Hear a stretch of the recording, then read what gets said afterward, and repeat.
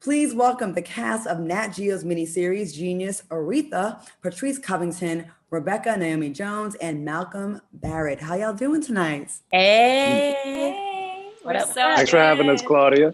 Thank you. I appreciate y'all. Wait, who's having cocktails? Are y'all having cocktails already? They are. I haven't gotten started yet. I'm having some H2O, but I'll get there. Patrice, so we're the only ones left out tonight. I mean, Rebecca. I'm Rebecca. Patrice is definitely having. I'm with you, girl. Toast to you. Cheers. You know, I sometimes when I know my guests are gonna have a drink, I definitely like to partake. So it's like you're not just feeling left out. We can just kind of do this together. So we might have to go, all of us be on the same level by the second commercial break. I'm just saying. Exactly. That's fine with If me. we have love to, that. we will. If we have We to, support each other. That's what I like about this show. Is all of us coming together. So let me just get into it. How does it feel to be, a part of a project about the great Aretha Franklin during Women's History Month? I mean, she was just such a pillar in the community, actually in the world. And, who doesn't know who Aretha Franklin is? What do y'all feel? How do y'all feel about that, being part of this project? It's so exciting and it's so timely. I mean, this is the first Genius, installment to be about a woman, and this is the first installment to be about a Black woman. And so, as you said, it's Women's History Month. Last month was Black History Month. This is the time. We've been ready, and and as you said, Aretha Franklin was so iconic, and we've all had her in our ear for so long. So I think we're all ready to know a little more about her. Absolutely. Now you must truly believe in the saying, "The show must go on." Talk about taking all those pictures while you were on set wearing your face shield. Oh, goodness gracious. We made it a Look at that. fashion statement, though. It was like PPE, but make it fashion. Exactly. Definitely lots of PPE all the time. We had COVID police. Hey, you're too close. Back up. Back that thing up. Wiping down things. We felt good. We felt safe. So I was glad to have it. I put a shield on Patrice's dog one time too. Are you serious? Definitely. Here's the dog. She's always here. She's definitely a star. Okay, how the hell did you get a shield on the dog? Because listen, Lyric will let you do anything to her. Look how she's just sitting here looking at you. Like she just lets you do it all. She needed to be protected. So there she was. how was that with your being able to, really get into it as much where you had to constantly be so conscious? I wonder about that with artists and, with your craft as far as, it's a totally different situation, right? It definitely affects, I would think it would affect you. Does it or does it? Does it not? Malcolm? Yeah, I mean, it was definitely interesting, right? Because we started before the whole lock, right? We started shooting this show together under what would be, normal circumstance. The good thing about that is that, with the PP and all of that sort of stuff, we were just meeting each other. It might be a little hard to have that relation with each other. But fortunately, we had already built a relationship, built a rapport, and other was. By the time production started again, and we had all that stuff, the benefit is that we didn't suddenly have this mask on and go, who is this person? Right. Do you know what I mean? And have that barrier. We very much all cast and crew had a relationship that was well established. So it really was just sort of picking back up where we left off in a lot of ways. That makes a lot of sense. So it's more about, it'd be more difficult if y'all didn't have the relationship. So it's really the people that are getting new projects now that are really probably trying, you're trying to connect with your character, your opposing cast, right? I think that'd be tough. Yeah, with us, it's more like keeping us away from each other. Yes. Luckily, we got our hugs in. Yes. We got our hugs in way before the whole lockdown happened. So, it worked out. Yeah, and actually, I think because we had that time together prior to the lockdown, I think it made the time after, when we were working with all of the masks and all of the protocol, it made that time almost better because we had all been off of work for so long, and we were all so happy to just be back, be able to finish this thing that we had worked so hard on. So actually, I think it made everything like more joyous. Well, I got to share some of the comments in the YouTube chat because they're really here for y'all right now. But before I get to that, I want to continue with this COVID thing. Malcolm, not only are you a great actor, but you are also brave enough where, you know, you shared your COVID test on social media. Let's take a look at this. Okay, ready? 1, 2, 5, 6, 7, 8, 9, 10, 11, 12, 13, 14, and 15.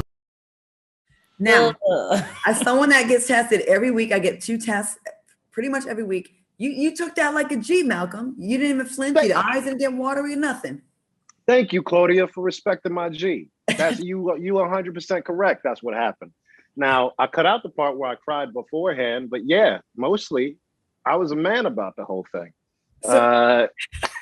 Men cry, Malcolm. This is true. You know what? No, I don't want to cry shame. You're right. Oh my God, not cry shame. We have a new one. All the shames. We got a new one. We got a new one every week. Every week. This is true. Was it painful for you though? I mean, I'm teasing you, but was it painful? Because the first time, I feel like the first time was the one, right?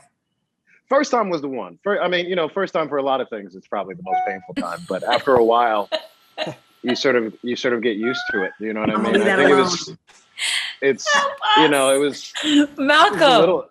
Malcolm, do it, Malcolm. Please, Malcolm, everyone, stay above the conversation, guys.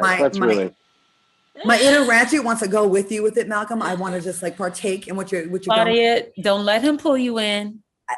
He doesn't have to try that hard. He's strong. He's strong. He heard me on the radio before. He knows what it is. Yeah, we'd be all right. We'd be all right. Everybody grown. Everybody. So let me just read. I want to share some of the comments. But yeah, it was probably hard the first time, but it moved on. No, what'd you say, Claudia? I'm sorry. It was Women's History Month. We're going to leave that alone about it being more painful the first time, and then it gets progressively easier to the point you don't even hardly feel it. We're going to move on from that. Read some of the YouTube comments. That's fine. Chris says, Malcolm, that robe looks comfy. Mia says, Rebecca is a great theater actress. Keisha says, I love Patrice. She is glowing. What is the secret, sis? And Tony says, I cannot wait to see Aretha. These are some bomb Black people killing it. Tamara says, Aretha is a legend. Y'all better do her justice. Oh, y'all better did her justice. And okay. Are rooting for you all. We'll take it. Thank you. Lots of excitement around this project. And Patrice, you celebrated the new project by attending the drive-in movie premiere for Genius Aretha. Let's take a look. Go.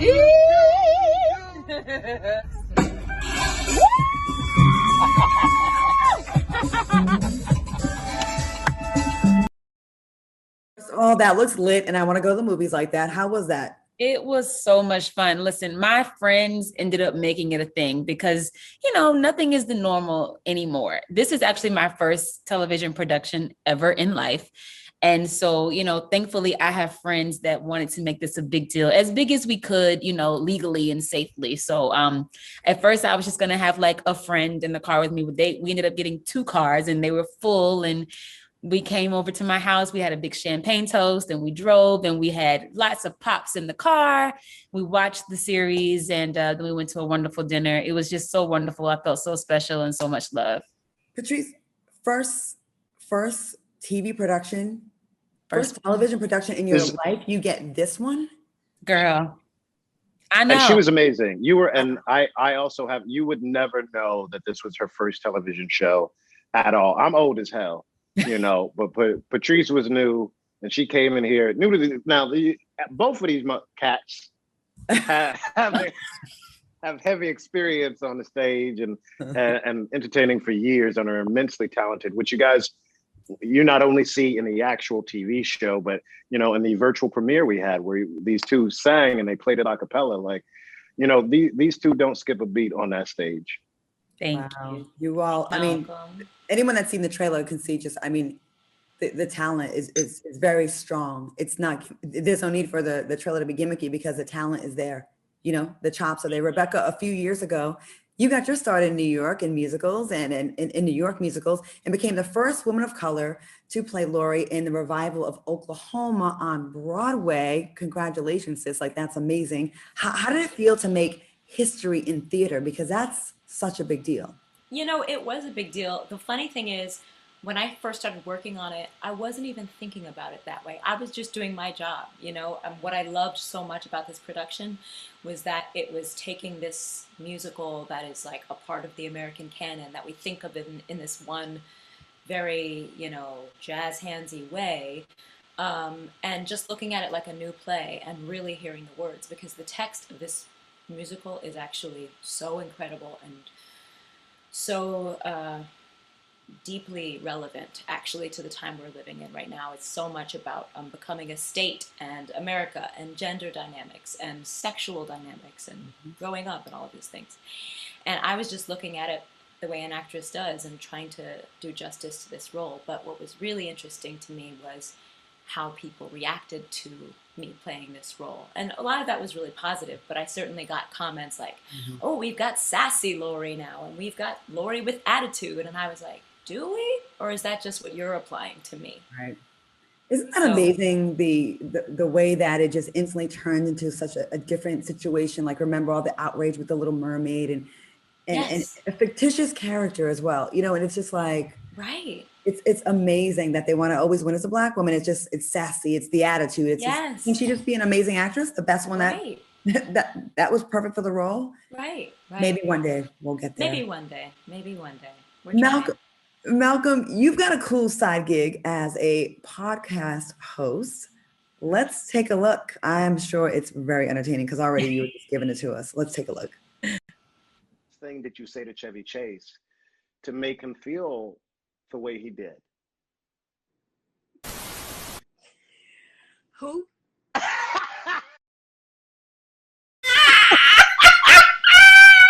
So was that the response? Just who? That was the same.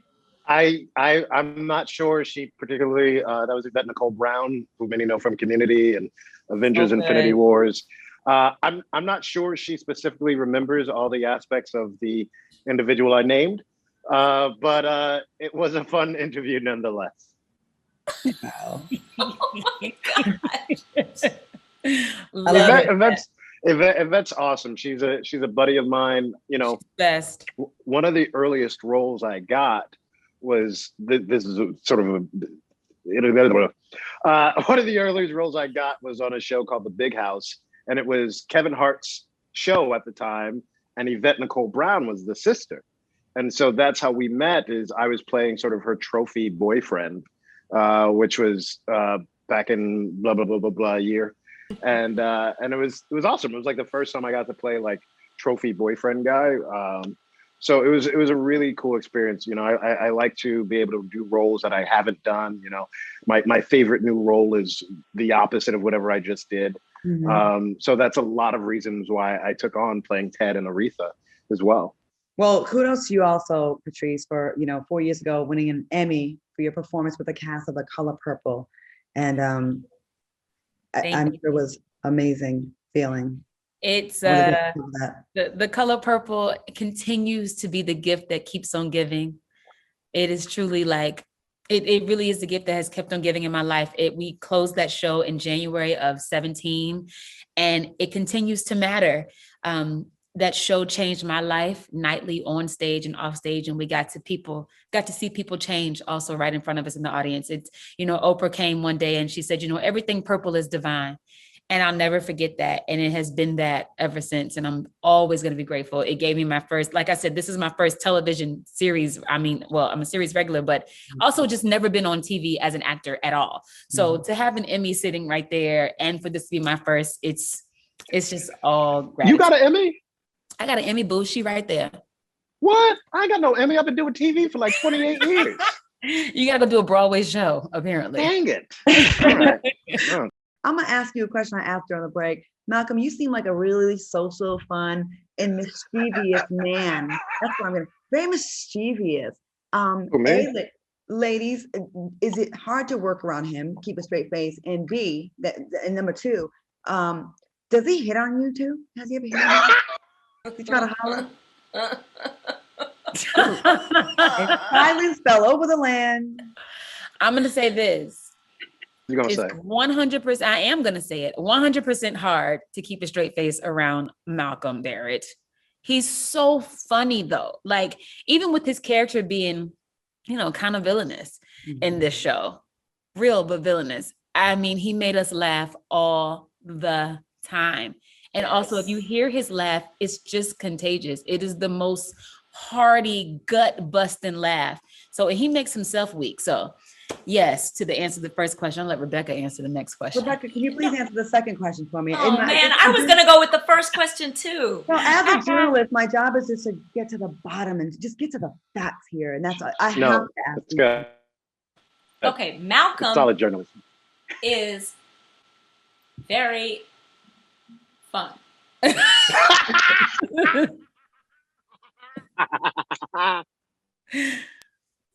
Okay, well, Fun. okay, I'll read between the lines. Now, let's get into this. Let's get into the project. I'm ready. I'm ready. What was the most surprising thing you learned about Aretha Franklin while making this film? Were you surprised about anything about her? Because you learn, you uncover a lot, right? When you do these projects. Anything surprising that stands out? Yeah. No, go. No, please. He's so polite. Wow, He's such a gentleman. I was just encouraged by learning so much about her activism. Like what she chose to do through art for her activism was empowering and inspiring. And I just didn't know, I just thought that a lot of artists during that time, their music reflected the times, but it wasn't just her music. Like she was really out there in the streets, really, doing more than marching, like out there speaking and showing up for the people. And that was not surprising, but encouraging to know. I was glad to learn that. Okay. And Rebecca, you play Aretha's sister, Carolyn, who also was a gifted singer and songwriter. So talk about how she lived in the shadow of her big sister, Aretha, and what that must have been like. Yeah, that was certainly something that I didn't know about Aretha. I have to admit that before I got the audition for this piece, I didn't know anything about Carolyn or Irma or Cecil. I didn't know anything about her siblings.